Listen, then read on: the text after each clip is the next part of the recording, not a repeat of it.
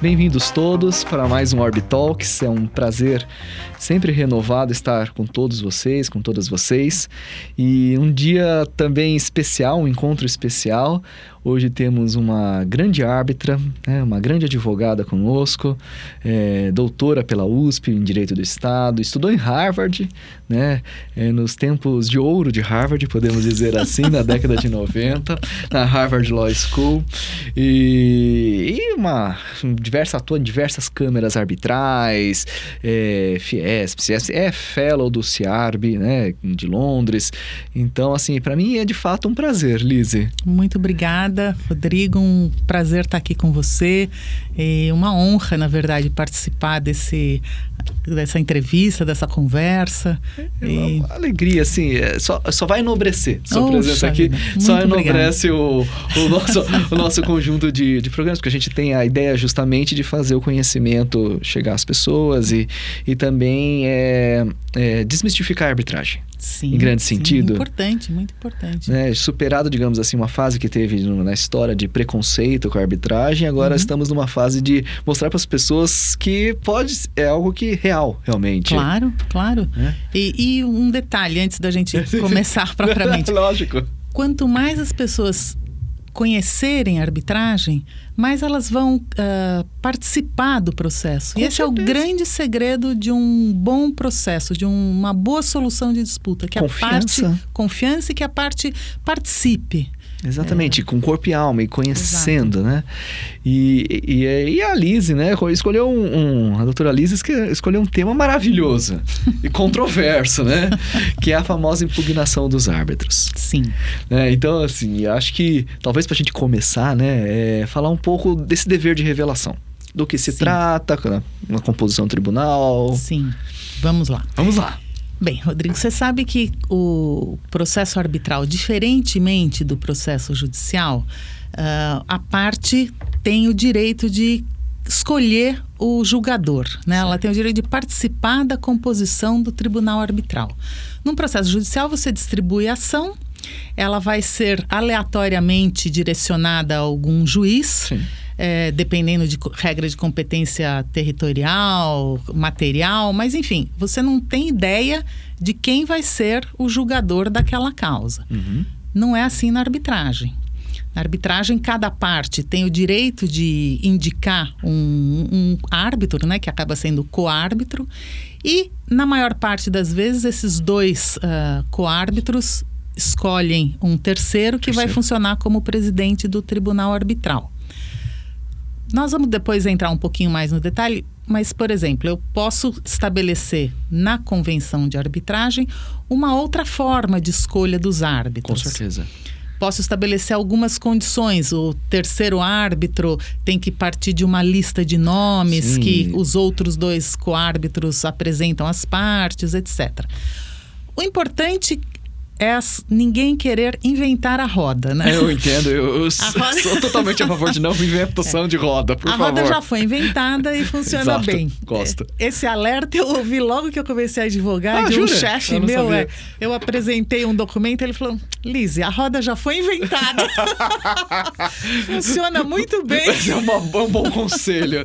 Então, veja, a convenção já foi inventada, Não vamos criar em cima. Então, assim, o método de escolha de árbitros consta na maior parte, aliás, acho que em todos os regulamentos de câmaras de arbitragem. Eles já têm um mecanismo para escolher o árbitro.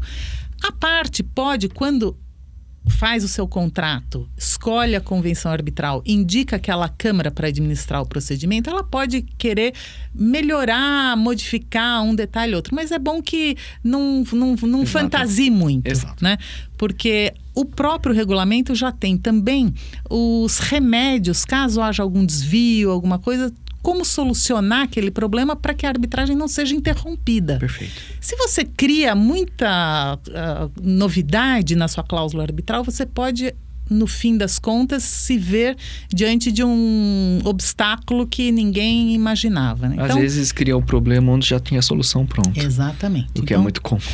Então, não vamos inventar a roda. Boa. Vou adotar essa expressão, se me permite, patenteada por Lise. Foi uma bronca Lise que eu de levei, Almeida. na verdade. Não, mas eu vou falar, uma grande amiga e doutora, não invente a roda, por favor. Já foi inventado e funciona. Muito bom, adorei. Bom, mas enfim, cada parte, né, então tem o direito de indicar um árbitro, participar também da indicação do presidente do tribunal arbitral, e esse grande diferencial, na verdade, é uma responsabilidade da parte. Porque se você vai indicar o árbitro, Exato. você tem que pensar quem eu vou indicar. Minimamente as características. Claro, eu tenho que fazer uma escolha consciente. Eu preciso saber qual é o meu caso, que perfil de profissional que eu estou buscando, né, no mercado. Porque, na verdade, você escolhe o árbitro, qualquer pessoa capaz da sua confiança. Está na lei de arbitragem. Esse é o requisito para a escolha do árbitro. Mas eu não quero qualquer pessoa capaz da minha confiança. Eu quero alguém capaz da minha confiança que entenda daquele assunto. Exatamente. Que não tenha expressado um posicionamento contrário à tese que eu estou defendendo, porque às vezes eu vou indicar alguém que publicamente já tem livros, já tem tese contrário àquilo que eu estou defendendo. Não seria a pessoa mais indicada. Não é melhor não fazer né? indicação. É um profissional reconhecido, mas para aquele caso pode não ser o mais indicado. Exatamente. Eu preciso saber se essa pessoa que eu vou indicar, de repente ela trabalhou para a parte contrária, ou ela é acionista majoritário da parte contrária. Então, assim, eu preciso ter algumas informações antes de fazer a minha escolha. Como eu obtenho essas informações? Hoje em dia, internet, eu tenho acesso ao mundo, né? Facilita muito. Posso pesquisar trabalhos publicados, o que essa pessoa faz profissionalmente, onde ela trabalha. Com quem ela já trabalhou. Com quem ela já trabalhou. Quem me indicou, esse nome surgiu para mim como? Quem me indicou, uma referência, outra. Mas, enfim, eu tenho que me informar, né? A indicação do árbitro, ela, no fim, é uma responsabilidade para a parte. Concordo plenamente. Ela tem que buscar elementos para saber se aquela pessoa é a ideal para aquele caso ou não. Esses elementos eu posso buscar na internet, posso buscar referências e algumas vezes eu posso até... eu tenho 3 ou 4 pessoas que acho que seriam adequados para indicar, para formar esse tribunal arbitral. Será que eu posso ligar para eles, perguntar? Posso ligar. Claro que eu não vou ligar para falar do caso, e detalhes nem para do caso, falar da minha como posição. vai ser sentenciado o caso, não é isso? Não é isso. Exatamente. É uma ligação, saber, você tem disponibilidade de tempo? Isso é muito importante. Tem árbitros que são atribulados, porque são muito disputados, e às vezes pega mais um caso e não tem tempo para se dedicar ao caso. Sim, né? Sim. Essa pergunta é É importantíssima. vital, e estão em todos os questionários. Feito pelas câmeras, sempre chega. Ou você tem tempo para se dedicar ao procedimento? Exatamente. Além disso, é uma matéria com a qual você está familiarizado, se sente confortável. Exato. Tem, enfim, algumas perguntas, claro, eu não preciso fazer um questionário assim exaustivo. Não é uma anamnese do paciente, não é isso? Não é uma entrevista para emprego. É isso, boa expressão. Hoje estamos muito bom, estou aprendendo várias Mas não é. Mas assim, algumas informações eu preciso conseguir da pessoa antes de eu fazer a indicação. Depois que eu conversei com 2, 3, acho que essa é a melhor pessoa para eu indicar. Sim. Faço a indicação. O que acontece normalmente? Essas câmaras arbitrais, como você acabou de mencionar, elas têm uns questionários de conflito de interesse. Cada vez mais. Agora, não sei se você viu em fevereiro, agora a Fiesp, a Câmara da Fiesp, aprovou uma nova resolução. Eu vi. Aprimorando o seu questionário. Tá certo. Ampliando as questões, enfim, porque essa é uma preocupação.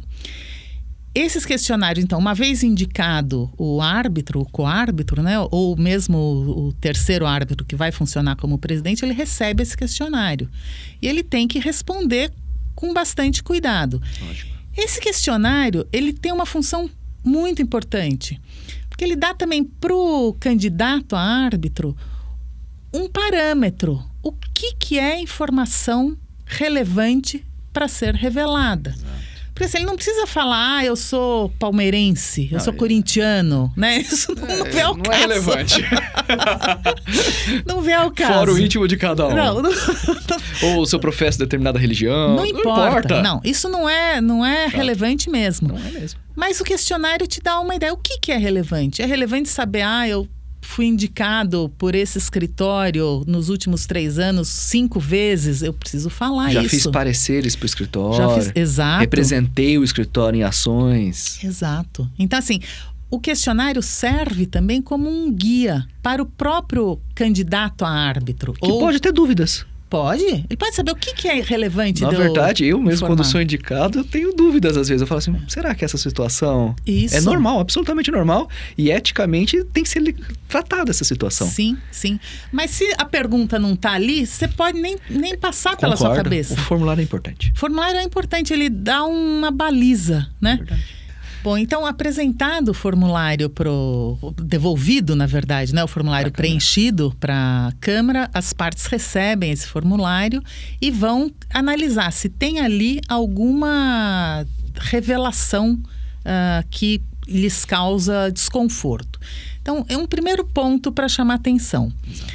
Quando você faz a revelação, você tem que fazer a revelação se colocando no lugar da parte. O que aquela parte gostaria de saber? Se eu fosse aquela parte. Isso é uma excelente orientação. Né? O que eu me causaria, né, desconforto não saber? O que é importante do ponto de vista da parte?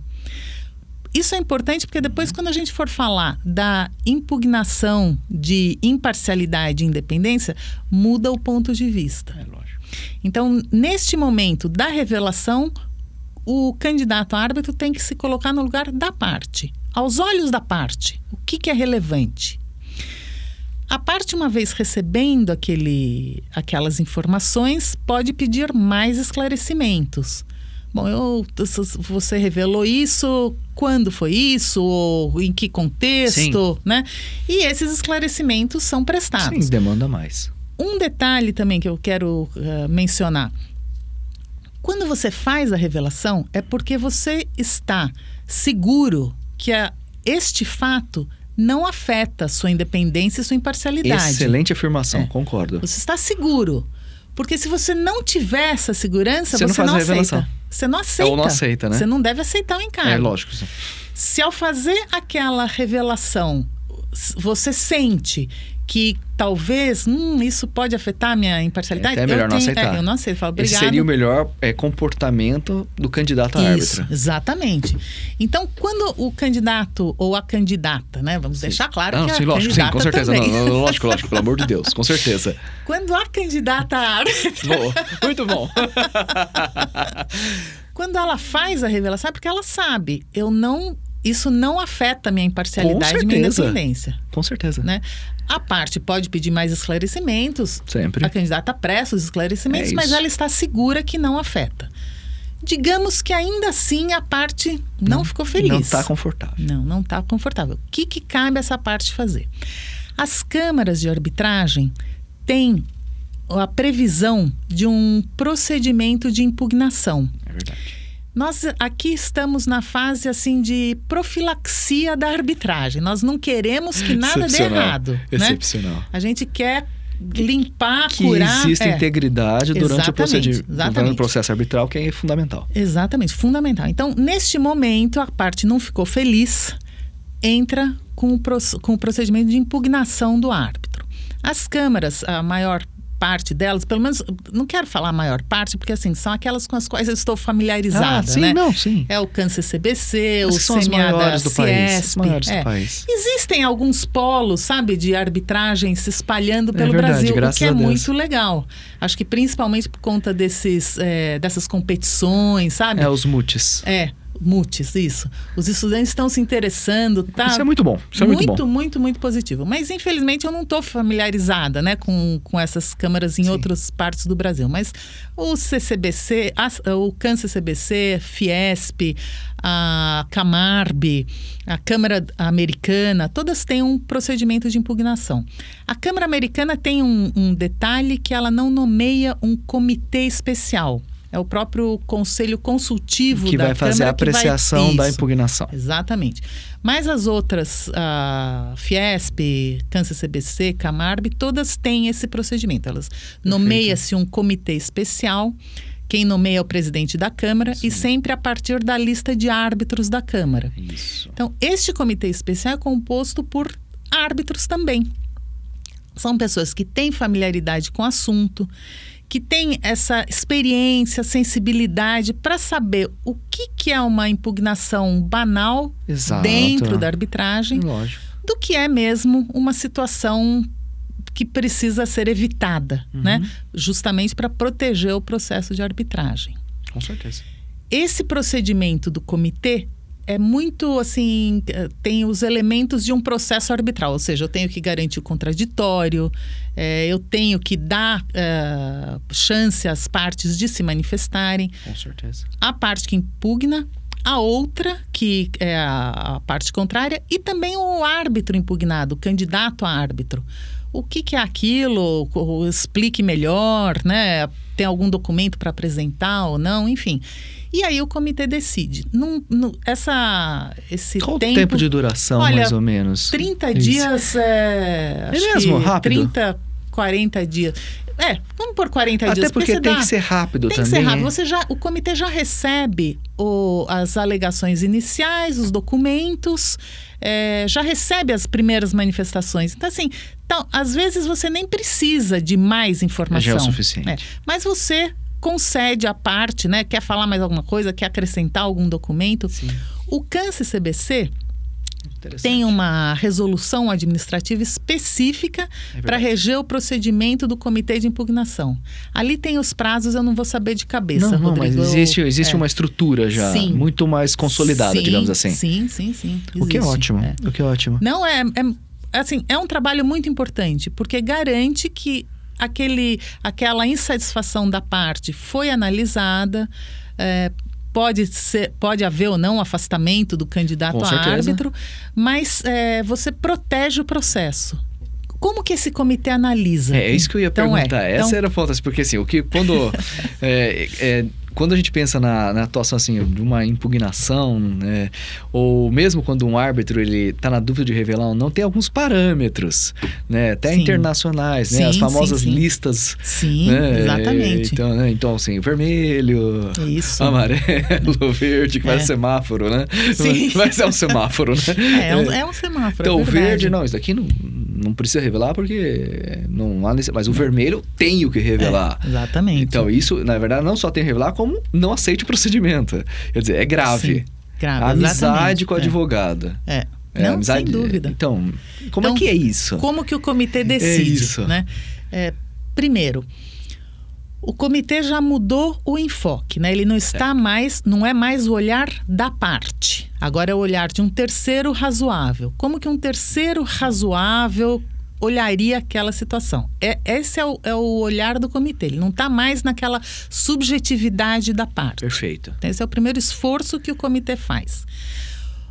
A lei só fala em imparcialidade e independência, né? É um conceito assim aberto. Amplo demais. Aberto, que claro, deixa margem para o intérprete. Então, os comitês vão buscar, por exemplo, a gente tem umas diretrizes do SEBAR, um material excelente. Excelente mesmo. Tem as diretrizes do IBA, que você mencionou, né? Do vermelho, amarelo, verde. Isso mesmo. Também importantes, mas são diretrizes, né? Não são regras, né? Obrigatórias. Só ajudam na tomada de uma decisão ali pelo comitê. Ajudam muito. Mas acho que também há essa vivência da arbitragem. Porque tem situações que que você olha e fala, não, isso de jeito nenhum, esse árbitro, essa pessoa nunca poderia ser árbitro. Mas quando você olha a partir da perspectiva peculiar da arbitragem, não tem nada a ver. Não tem nenhuma questão. Um lugar muito bacana para você, não é um lugar, na verdade, é uma compilação de decisões muito bacanas para você entender como funcionam os comitês. É um estudo que o professor Carmona e o professor Carlos Eduardo Elias fizeram. Sim. Primeiro com decisões de comitês de impugnação da Camarb, acho que eles soltaram primeiro em 2021, e depois um estudo de decisões de comitês da Fiesp-Ciesp. É um digesto de decisões. É um digesto de decisões. E ali está tudo anonimizado, né? Você não tem a menor chance de saber de quem se tratou. De onde surgiu nada, aquilo. Não tem menor chance. Mas é importante, esse é um esforço que tem sido feito na arbitragem, como transformar em públicas, entre aspas, as decisões arbitrais. Isso é um esforço enorme. Faz sentido. E esse digesto que eles elaboraram, né, com a participação de alunos do grupo de estudos da USP, grupo de estudos e pesquisa de arbitragem da USP. O Carmona tem. Isso. Exato, liderado pelo professor Carmona. Trabalho muito bom, está disponível na internet. E ali eles têm, acho que mais de 20, somando as da Camarb e da Ciesp, decisões que mostram como os comitês analisam os casos. Então, tem um caso, por exemplo, que é esse que me vem à cabeça, que quando uma pessoa que não é familiarizada com o processo arbitral ouve, ela escuta aquilo e fala, nossa, não é possível, essa pessoa não pode ser árbitro. Uma pessoa foi impugnada porque teria havido uma repetição de indicações dessa pessoa para compor tribunal arbitral por um mesmo escritório de advocacia. Que é muito clássico. Sim. É uma situação muito clássica. Muito. Pode sugerir uma dependência econômica até, né? Porque se você é indicado sempre, você acaba tendo remuneração por ser árbitro. Sim, com certeza. E isso, né? Você acaba ficando, criando algum vínculo de dependência. Exatamente. Nesse caso em particular, essa pessoa tinha sido indicada 8 vezes. Uau, 8 vezes? Não dá, tem que afastar. Foi para o comitê de impugnação. O comitê olhou e falou, não, mas espera um pouquinho, calma. Vamos olhar com uma lupa, né? É isso. Das 8 vezes, 4 simplesmente foi a repetição deste tribunal arbitral em que essa pessoa participava, porque essas partes brigaram muito em cima do mesmo contrato. Era o mesmo contrato. Então, na verdade, era a mesma relação material. Era a mesma relação. E as próprias partes combinaram, vamos manter o mesmo tribunal arbitral. Então, não é que houve 4 indicações. Não, foram assim. Então, esses 4 você não pode contar. Já caiu, metade. Já caiu metade. Já caiu metade. Uma quinta, essa pessoa tinha sido indicada pelo presidente da Câmara de Arbitragem. Não é que ela foi indicada então por aquele escritório de advocacia. A parte era a mesma, mas a indicação não foi direta. Exato. A parte não. O escritório de advocacia era o mesmo. Mas a indicação tinha sido feita pelo presidente do Tribunal de Arbitragem, não pelo par. Cai a outra. Uma outra, ele tinha sido indicado pelos coárbitros. Ele tinha sido indicado presidente. Então, assim, também não foi o escritório. Cai outra. Então, na verdade, não ouviam em Então, por aí eu já tirei 6, né? A 7ª, ele tinha sido indicado pelo escritório, mas a arbitragem não tinha nem começado porque as partes fizeram acordo e acabou. Então, assim, nem teve processo. Nem instaurou propriamente. E a 8ª, que era uma que ele não tinha mesmo revelado, porque não achou relevante, isso aqui, ele tinha, parece que, dado uma decisão contrária àquele escritório. Então, assim... Totalmente independente. Sabe, quando você olha, já não, mas essa pessoa não tem como dizer que ela é parcial ou que ela é dependente, né? Não foi acolhida essa impugnação. Então, é esse tipo de análise que esses comitês das câmaras arbitrais fazem, que são muito, assim, peculiares. Não é uma análise formal só. Quer dizer, porque às vezes nessas diretrizes, como da IBA, né, são 5, já demonstra no mesmo escritório. Mas isso é uma análise formal.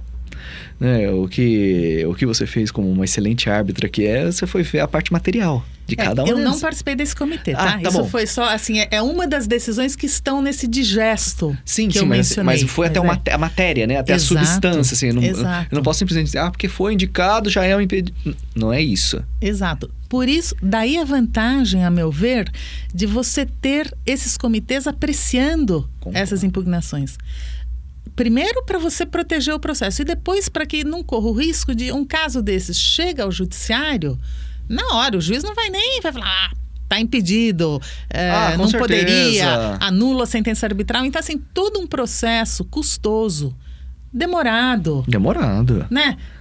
Que as partes puseram energia ali. Produção de provas específicas, vai jogar tudo no lixo. Vai pro lixo. E na sua experiência, né, nesses comitês, aproveitando, né?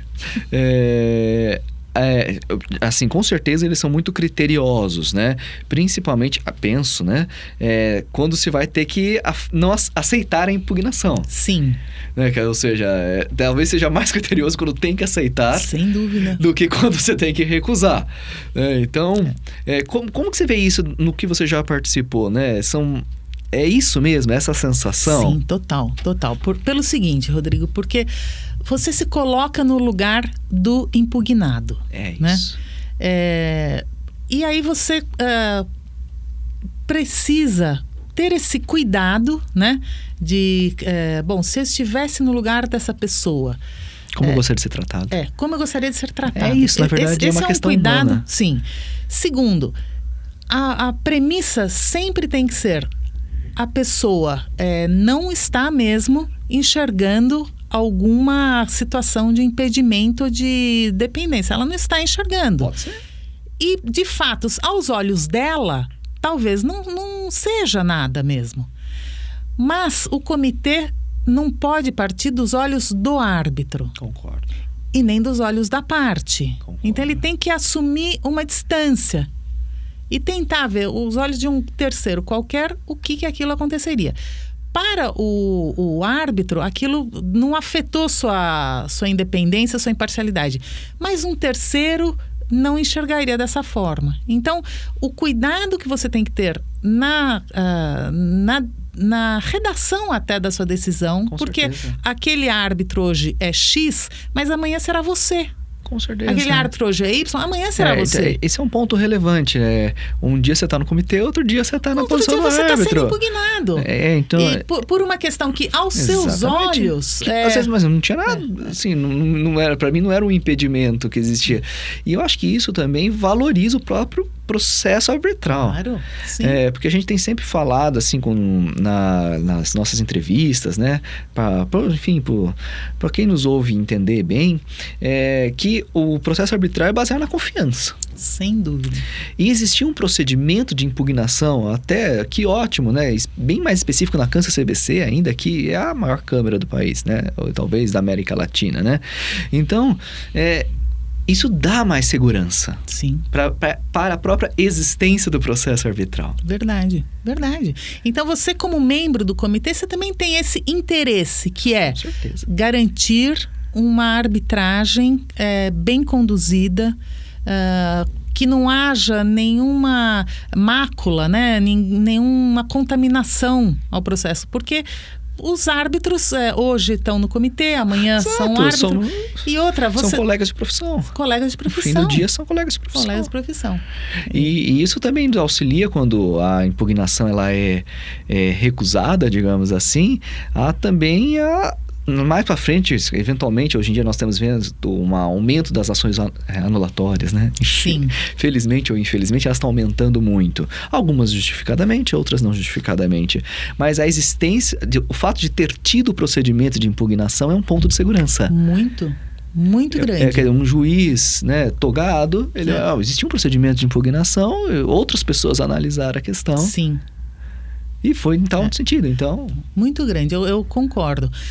Um dos casos que está no digesto também, que me chamou a atenção, foi um caso de um árbitro que foi impugnado e nenhuma das impugnações, nenhum dos argumentos, né, que a parte trouxe para impugná-lo isoladamente era relevante o suficiente. Infelizmente é comum também. Mas, no conjunto, Fazia algum sentido. O comitê entendeu que, não, de fato, olhados em conjunto, é melhor que esse árbitro seja afastado do procedimento. Então, o árbitro não via mesmo nenhum ponto ali relevante que pudesse mesmo abalar sua imparcialidade, lógico. Mas para um terceiro razoável, ao olhar o todo, o comitê entendeu, não, é melhor afastar essa pessoa. Esse é um exercício que nós temos que fazer dia a dia na nossa profissão, né? Se formos um terceiro olhando para isso, essa é uma conduta aceitável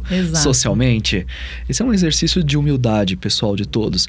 E também, assim, o fato de um árbitro ter sido afastado não quer dizer que está sendo julgado o árbitro. De forma nenhuma. Esse é um ponto, né? De forma nenhuma, exatamente. Não se pode confundir as coisas. Exatamente. Por isso que eu disse, o comitê sempre parte dessa premissa. O árbitro está candidamente expondo. Não tenho nada que abale minha imparcialidade nem minha independência. Essa postura do árbitro você toma pelo valor de face. É isso mesmo. É isso mesmo.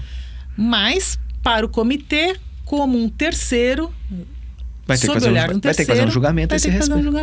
E sempre para proteger o processo arbitral. E para o próprio árbitro também é bom. Com certeza, porque hoje em dia também temos visto demandas que às vezes as próprias partes movem contra árbitros. É horrível. É horrível chegar nesse estágio. Sim. E por uma questão de dever de revelação, né? Sim. Então, concordar com a sentença arbitral, não, alguém ganha, alguém perde. Sim. Né? Agora, por dever de revelação, é mais sério do ponto de vista de integridade. Não, eu disse horrível porque você tem, primeiro, um trabalho. Lógico. Você ser árbitro num processo dá trabalho, é uma responsabilidade, uma dedicação. E aí depois você vê esse seu trabalho ser atacado, às vezes até a sua pessoa sendo atacada. Exato. Pra quê, né? É triste, né? Não. E eu acho que o procedimento de impugnação ajuda a mostrar com mais confiança ainda. Sim. Nossa, muito bom. Infelizmente o tempo tá acabando, né? Então deixa eu só Mas então, eu só ia pedir assim, o fecho. Bom, então vamos lá. Últimas palavras. Então vamos lá. Não, quero falar. Bom, não, assim, a gente tem que aproveitar o máximo possível, né? Então, minhas últimas palavras são agora chegando ao judiciário, né? Aí? Porque você falou do procedimento de anulação da sentença por falha do dever de revelação e tal. Será que só porque falhou o árbitro ou a árbitra falhou no dever de revelação, a sentença já tem que ser anulada porque houve violação do dever de imparcialidade e independência? A resposta é não. Concordo. A resposta é não. Eu tenho que analisar o que não foi revelado. Né? Que fato é esse que não foi revelado? Se ele é Qual mesmo... a seriedade desse fato, a gravidade. Exato. E isso é o que se tem por pacífico no meio arbitral.